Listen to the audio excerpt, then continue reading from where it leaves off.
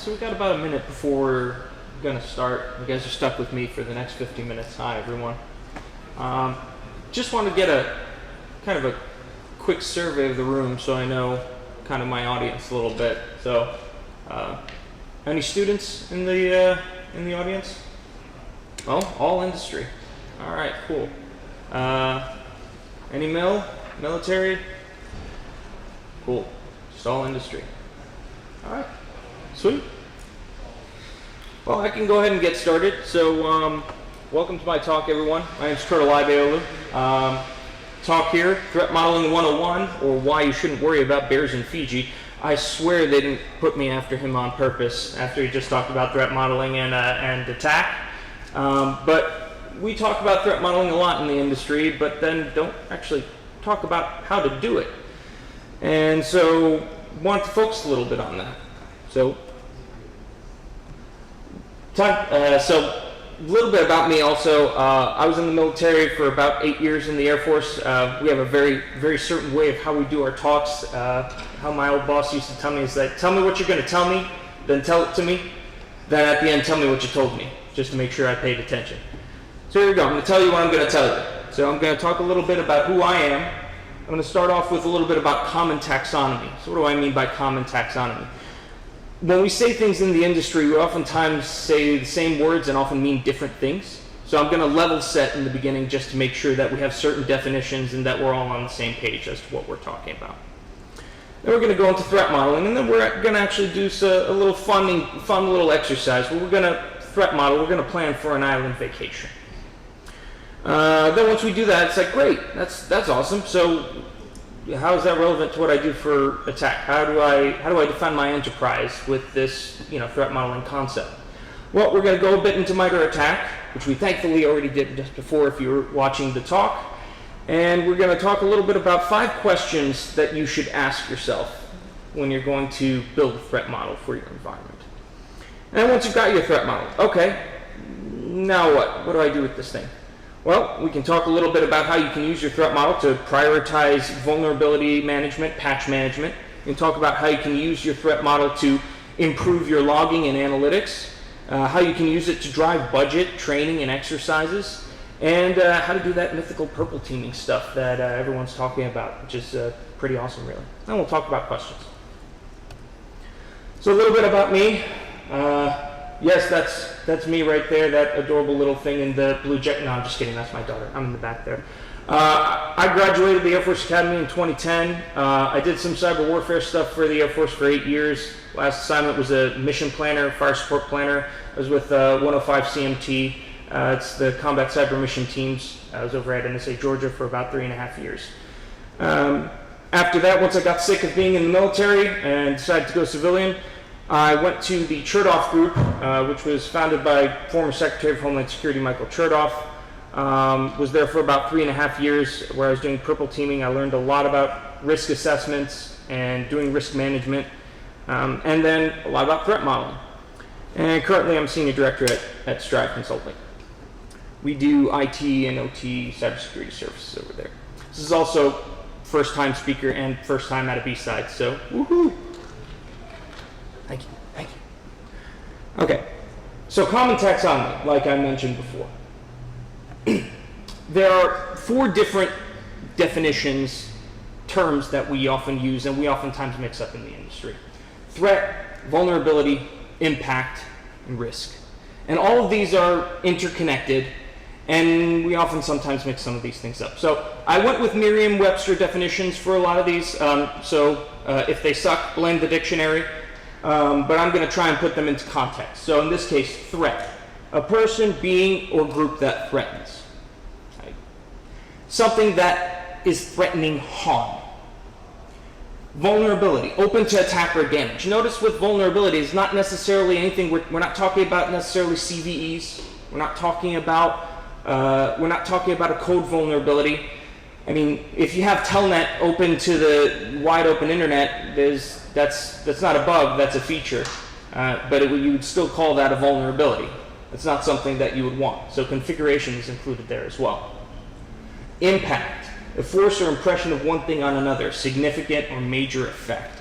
This is the thing that we as cybersecurity professionals often have a hard time explaining to business executives. It's the so what factor. So what if this vulnerability gets exploited? So what if ransomware actors are on the rise? What does that have to do with me? And that's one of the important parts. And then risk, that's the possibility of loss or injury. Now, how do all of these things come together? Threat, vulnerability, impact equals risk. How you measure your risk, how you can quantify your risk, is taking those three things and putting them together. It's pseudo-mathematical. You can quantify it in a number of different ways. You can put ordinal levels on each of those, high, medium, low, vary them out however you like.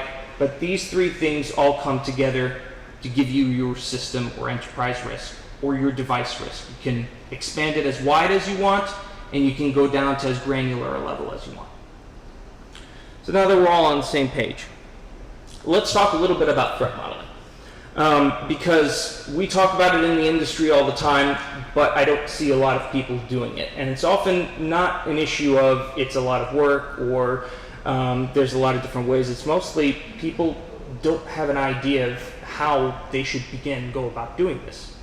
Now, as a military planner, one of the easiest things that we would have to go in when we would do a plan, the boss would always ask you, what's my adversary's, what's the bad guy's most likely course of action and most dangerous course of action? Because that's all I can care about. I don't have the bandwidth to take into account anything else. So that was my first way of doing it. But then I thought there's an even more instinctual way that we all do threat modeling all the time. So if you go out, you're on your commute, and you get into your car, you're going into your car, you're driving in, you're in this big metal box that's moving at 60 miles per hour, and there are other people moving in big metal boxes at 60 miles per hour. These are threats to your being. You are a soft, squishy being that is liable to Newton's first law of physics. An object in motion stays in motion. So if suddenly someone crashes into you, you go flying because you're still moving at motion at that same speed. So what do? How do you mitigate that threat? You put on a seatbelt. Everyone goes ahead, puts on a seatbelt. It's a safety control. Your cars have airbags that other people have thought of. What about COVID-19? It's a global pandemic. We're still living under it for the most part. How do we deal with a global pandemic? What mitigations, what safety controls can we put in place? Well, we can wear masks. Can I just stop for a second and just mention, man, that is a creepy stock photo of people with masks. I mean, they're looking straight into your soul, and it looks like the scene out of Inception where, all the dream NPCs suddenly stop and stare at you because you did something that was not aligned with the dream. It's just, it makes me wonder what the photographer did to piss all of them off. Another threat, the cops. And that's for everyone, because no one wants to be stopped on the road, because, no cop is just going to come by and just be like, hey, how's your day going? You doing all right? It's rough out there. You doing good? No? All right, man. Just take care of yourself. Be easy. Have a good day. No. So what are we going to do? Well, we're going to, try and hide, avoid, distract if we can, and then record everything that we can when we're engaging. And then if you're Batman, then he's afraid of the Girl Scouts. Girl Scouts knocking on my door. I don't have any cash. So if you're Batman, what do? You don't open the door. All right, that's threat modeling. Questions? All right, thanks. No, I'm just kidding. So now that we have an understanding that we do threat modeling every day, every time we step out the door, every time we engage in something, if we're going to go skiing, we put on a helmet. If we go surfing, we strap ourselves to the surfboard so it doesn't hit ourselves in the head. We do this all the time. So taking that into account, let's plan a trip to Fiji, the mythical vacation island. What are some things? Some reach out. What are some things you need to worry about when you go on an island vacation? Anyone? Sunburn. Yes. Called it. It's definitely one of the first ones. So what's one of the things that you can do to help prevent that? Not go on an island vacation. Yeah, I guess that's one way. So you can put on some sunscreen. By the way, if anyone gets that reference, this is your midday reminder to take your ibuprofen for your back pain. It's from RoboCop, 1980 something. What are some other things that we need to worry about on an island vacation?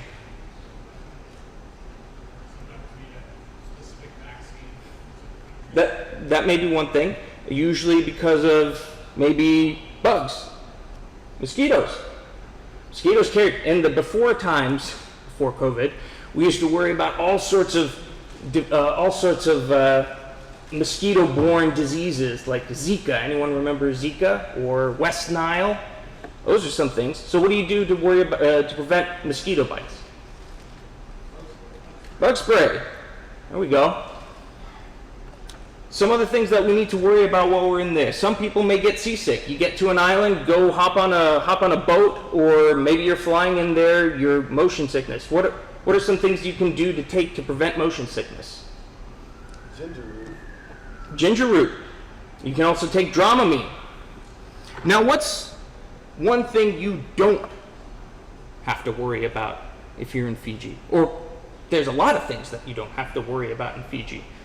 And one of those things is bears. Well, maybe not that bear. That bear will probably definitely be over there. But these bears you definitely don't have to worry about while you're in Fiji. Now, this makes sense to us on a common sense level in the physical realm.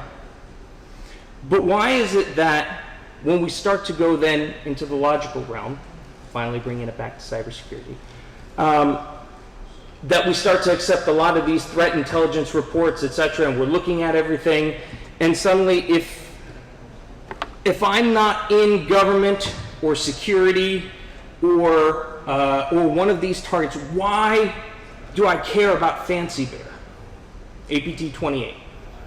If I work in, let's say, the electrical grid, or if I work as a fashion company's CISO, why do I care about Fancy Bear?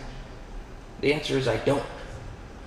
And that's part of the things that we need to consider, because right now, a lot of how we design security is more focused on vulnerability and less on threat and behavior. And looking at a lot of the different threats that are out there, because there's a great multitude of them, we oftentimes get overwhelmed by the endless possibilities and of what we need to be protecting against. So we go and we try and get threat intelligence, buy threat intelligence reports to come in and populate our SIMs with IOCs, oftentimes with a lot of data that's not relevant to us. And so we have our devices spinning on countless cycles looking for techniques that they're never going to see. But we sit and think, oh yeah, we're all good. We're all good if Fancy Bear suddenly decides to, target my small fashion company in New York City. So now we just spent how long doing this? Yes. So what's the point in getting into that? It's trying to get that idea of bringing that common sense mentality into how we model for our own organizations. It's to use tools like MITRE ATT&CK, which I'm going to go into, and thankfully I don't have to actually go about explaining attack if anyone's been in the previous talk. We can use that to model threats that are relevant but also likely, and start taking that very, very wide list of the possible and narrowing it down to the probable and focusing there. So, what is attack? If you saw in the last talk, the attack stands for Adversarial Tactics, Techniques, and Common Knowledge. It was created by the MITRE Corporation, which is one of the largest federally funded research and development centers in the United States. It is an open source framework that allows you to abstract out adversarial tactics, techniques, and procedures. I won't go fully into the use of attack. There's lots of open source tools that's available there. But one of the best parts about attack is that it is a great starting point for being able to identify threat actors, because there is a large list of threat actors. There's other sources, great sources of threat actor data. Malpedia is a great one if you can get an invite into it. There are other open source threat intelligence platforms to be able to pull data from, but attack is probably one of the best starting points. And the reason for that being the best starting point is the navigator. The navigator allows you to be able to take those groups and visually immediately be able to put up a list of tactics and techniques that are specific to those groups. So it's a great place to start off and say, okay, I want to look for organizations that target hospitals. I want to look for an organization that targets consumer packaged goods. I want to find groups that have targeted aerospace and defense before. And it's literally just to go to the groups page, hit a Control F, and start looking through the description of groups that have targeted that before. And then move from there. So, in that vein, if you're looking to build a threat model for yourself, there are 5 questions I found that are really important or valuable in building that threat model. The first is, again, what business am I in? That's where we started off with. What do I do? How does that make me valuable to different groups? Now, some cases there's groups like ransomware. Ransomware is ubiquitous. They don't care where what business that you're in. They only care that they can get in, that they can compromise, that they can then encrypt, and then feed you a ransom. They care about getting paid. But there are other organizations that have very specific geopolitical affiliations, that only target specific organizations. And understanding your own business and how that can lead different groups is the first step. So what adversaries are interested in me? Then what TTPs have they used in the past? What tactics, techniques, and procedures? Once you have an idea of that, you can start taking that huge attack framework there and start narrowing it down into something that's feasible. Because the idea is not to get the coverage across the entire framework. Number one, that's going to be impossible. There's going to be too much telemetry for you to try and ingest, even in a small organization. And it's going to provide a lot of false positives. It's going to put yourselves under a lot of strain for things that may not even be relevant to your organization. And then once you have an idea of what those TTPs are, next question to ask is, well, I paid a lot of money for my SIM. I'm paying a lot of money monthly for my EDR. I'm paying a lot of money for these email gateways and things like that. Are my controls actually working? Are they actually doing what they are supposed to be for the TTPs that I'm worried about, that I'm concerned about? And then if I have that cross-mapping, then I can say, well, have I actually tested that? Have I actually done something to be able to prove that that's actually the case? So let's start off and build a threat model. In this case, I decided not to go with ransomware. I decided, since I'm working right now in the OT industry, in the OT environment, let's pretend for a second that you work for an electrical company. You're providing power to, say, I don't know, let's pick Florida. Let's pick Gainesville, in Gainesville, Florida.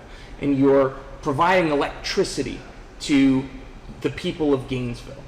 So you're trying to build a threat model for yourself, and you are interested in what TTPs have been known to be used by adversaries that have targeted electrical grids or organizations in the past.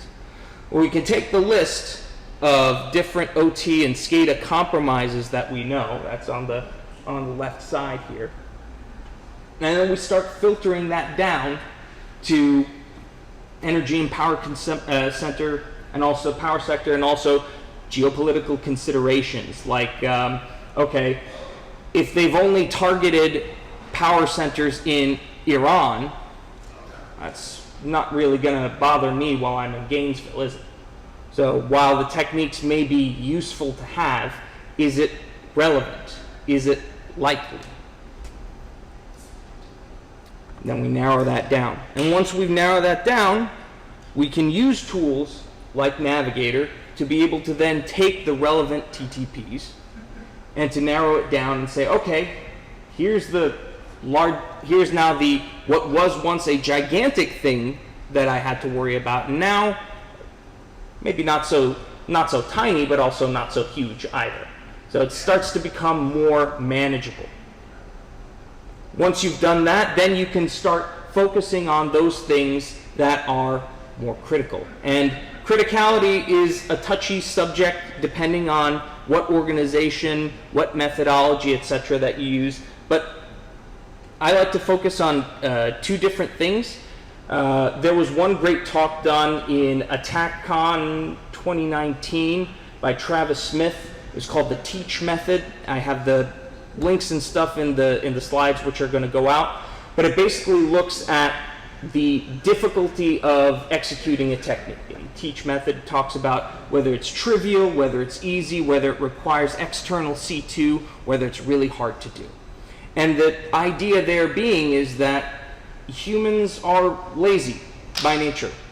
If I can do something with a Metasploit module or with a single line of command, with command line, as opposed to having to write my own POC for something, it's buggy, it may not necessarily be tested, I'm going to use the Metasploit module. I'm going to use the TTPs that have stable code. I'm going to use the ones that are viable before I go and design my own exploit for something.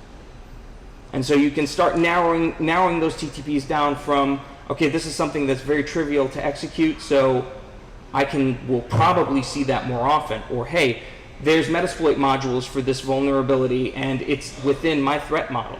These guys have done something like this before. This is something I need to focus on. And you can start picking out those different TTPs that are critical to you. I'm going to pause right here just to say, so far, does anyone have any questions? Sure. Yeah, I've got a couple. One, what do you think is the difference between a threat and a threat actor?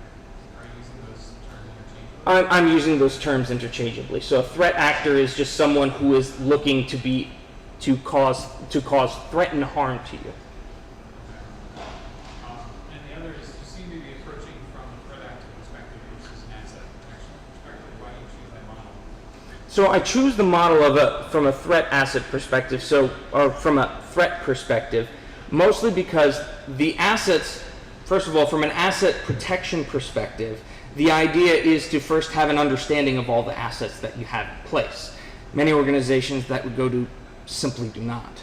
And so by focusing on the threat actors and the TTPs that they've engaged in the past, you can begin to identify different paths of movement through your environment. Now, as a whole, what I would like to see is in an organization is if there is good asset management, if there is a good understanding, if there is a business impact analysis, that would be the holy grail there for me to be able to go into an organization and say, hey, you have a business impact analysis. I know which devices within your organization have an RTO of 4 hours or less, because if it's down for that much longer, you start to bleed money. Or if you're in the OT sector, if this machine goes down, this PLC, this RTU goes down, things can start going boom, or power doesn't go out to a lot of organizations. Having that is not contrary to one, they're complementary. So having one does not necessarily preclude you from having the other. They in fact go together, because that asset protection aspect more plays along in the impact and the vulnerability perspectives of the whole risk equation. You've got threat, you've got vulnerability, and you've got impact. From the reason why I focus on threat in this case, not because it's greater than or that you can't do all three of them, you should be, but as a human nature, as a sort of common sense way of how we go about modeling threats in real life, we can take that and apply it very effectively in how we plan our security controls in a logical environment. Does that make sense? I think so. It sounds like you're basically saying a lot of organizations don't have the maturity to provide that asset perspective first, so you might just start from the gap. From my experience, yes. Any other questions? Okay, so I'm trying not to repeat my last question. I guess what I'm curious about, I get, the framework's like open source, but what prevents someone from just putting trying to attach some garbage, and like there has to be some kind of that for it to propagate. I mean, obviously, someone just makes some crap up, it's not going to be incorporated. Sure. So, like, Sure. That's really what my question Sure. So the MITRE organization, they do have people that vet things that go in. So while I said that you can go in and say you want to put in a new group, let's say you want to put in a new group to the framework, there needs to be some sort of evidence to show that that group has existed, or some sort of report, something to tie back to say there's a group that is exploiting, these are their TTPs that they've exploited in the past. If that data is available, these are the organizations they've targeted, and you can't just send that up and then not provide any evidence, because then it just won't be accepted. Much in a similar vein, there's a lot of cases, as was mentioned before, particularly in techniques, that this is where you often see it the most, where you will have pen testers engage in many techniques that are not novel, that have been around for a while, but because we haven't seen threat actors actually using them in the wild, using them to actually compromise an organization and either extract payment or steal data or do some other form of impact, it's not added. There's no evidence to show that. Not to say that it doesn't exist. Okay. So now that we've built our threat model, now that we have our threat model available to us, now what? What do we do with this thing that this looks like a little Excel spreadsheet? How do I use this to be able to do something to improve my organization? So there are 4 things that I mentioned before: prioritizing vulnerabilities or improving your patch management, improving logging and analytics, driving budget for training, exercises, making purchases, and purple teaming, which is really just an amalgamation of red and blue teaming. So how does this help patch management? Patch and vulnerability management is one of the things that IT management tends to struggle with a lot. It's a matter of, okay, I've got 10 of these vulnerabilities that have a CVSS score of 9.8, and then I've got about 100 others right behind it, and how do I prioritize my downtime windows to be able to focus on what is most important? How do I even decide what is most important? Because oftentimes the CVSS score just doesn't cut it. And using the threat model, you can go ahead and be able to identify, hey, these devices that are boundary devices that fall within the TTPs that have been used by my initial access by my threat actors. So to say, remote external services. These threat actors have done procedures that have involved using log4j to be able to get into an environment. These organizations that have targeted me have used Spring4Shell in other organizations, and we have that as the top of the priority. And oh, by the way, it's 9.8 and it's unauthenticated RCE and all of this bad juju, and it's on the outside of my network. You can use this as a method to be able to prioritize those functions, to be able to say, this sits higher on my stack of things that I need to focus on as opposed to not. Which, by the way, there are also other aspects that involved in that. If you guys are using patch and vulnerability management tools, MITRE also, by the way, they created the CVSS score as well originally, and they've also added additional functions onto that that's called like the temporal score. If you guys don't know, the temporal score is basically, yes, this is a bad vulnerability, but oh, by the way, there's also stable POC code on exploit DB to actually exploit this vulnerability. So you can see a temporal aspect of it, so that gives you like your vulnerability and your likelihood of exploitation. So that combined with it being on your threat model gives you really good indicators to be able to say, yes, I really need to prioritize this. So how does this help with logging? How do we focus on with this threat model to focus on logging? Well, if we take the TTPs that fall within our threat model, if you go down to the MITRE page, if you're clicking down and engaging further, what you're going to start to see is in the detection section, there's something called data sources.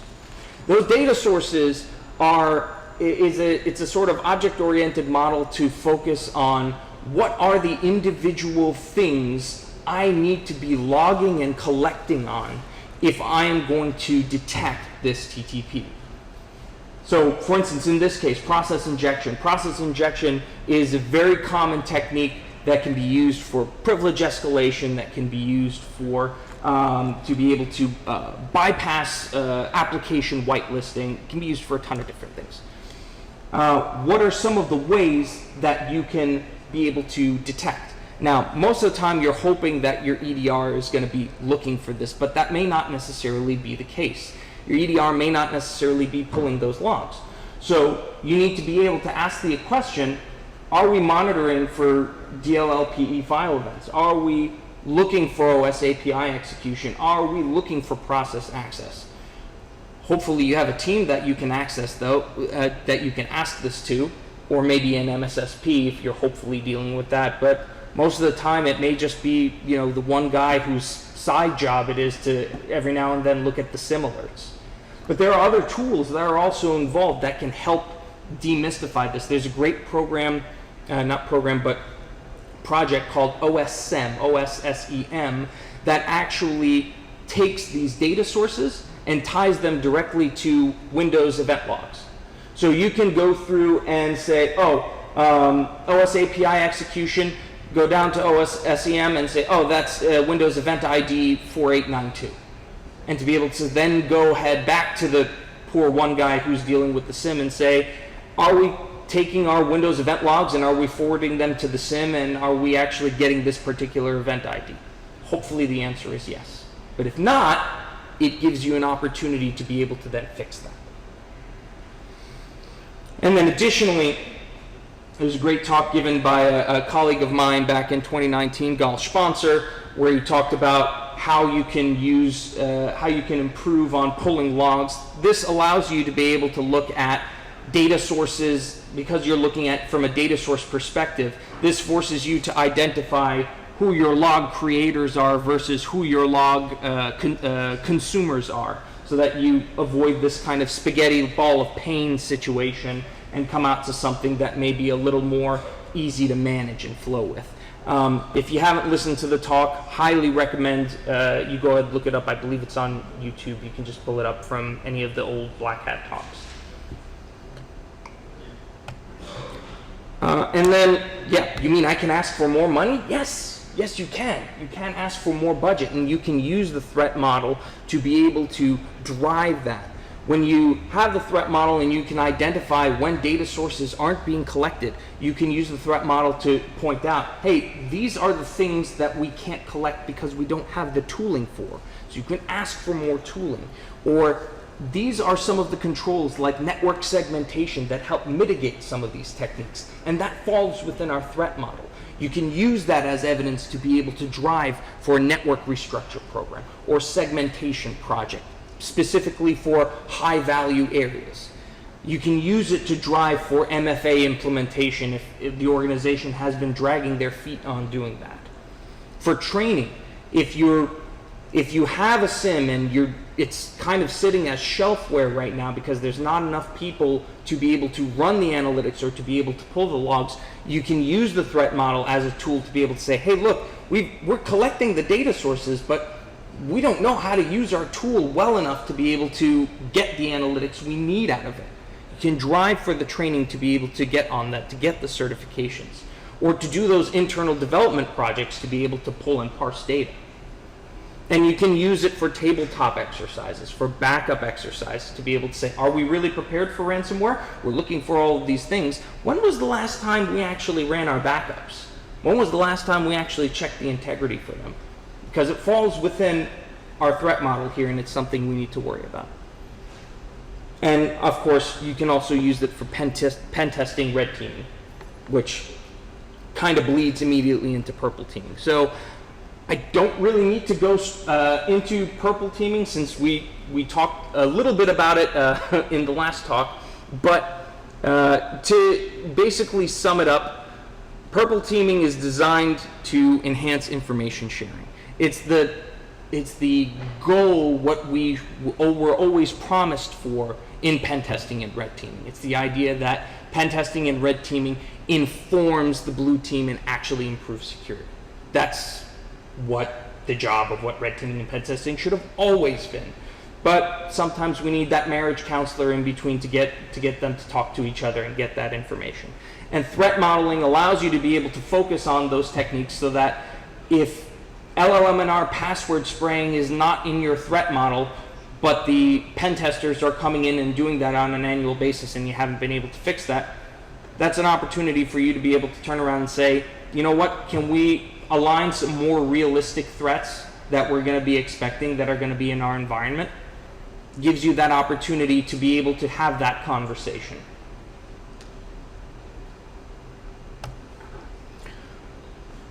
So we're a little bit early, but coming down to the end.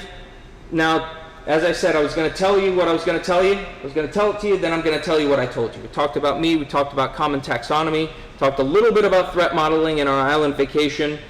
How do we use this for our enterprise, and what is it useful for? So with that, any questions?